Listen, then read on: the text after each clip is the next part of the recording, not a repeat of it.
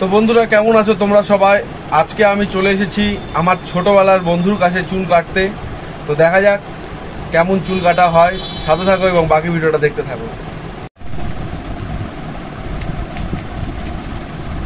দেখতেই পাচ্ছ কিন্তু তোমরা বন্ধুরা, ভীষণ সুন্দর করে কিন্তু চুল কেটে দেওয়া হচ্ছে। উফ, জাস্ট ভাবলেই অবাক লাগছে, ছোটবেলার বন্ধু চুল কেটে দিচ্ছে আমার।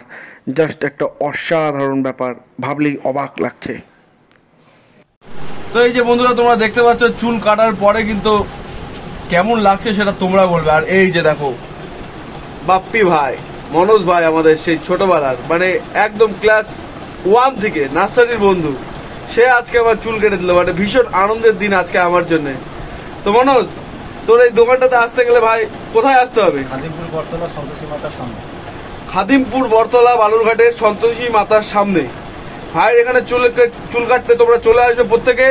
তোমাদের মানে প্রত্যেকের মানে কি বলবো, প্রত্যেকে পুরো হ্যান্ডসম হয়ে যাবে, হ্যান্ডসম। আর চুল কাটার দাম আর কি বলবো, খুবই অল্প দামে কম, মানে ভালো ভাইয়ের দোকান। সবাই কিন্তু অবশ্যই আসবে। চলো টাটা।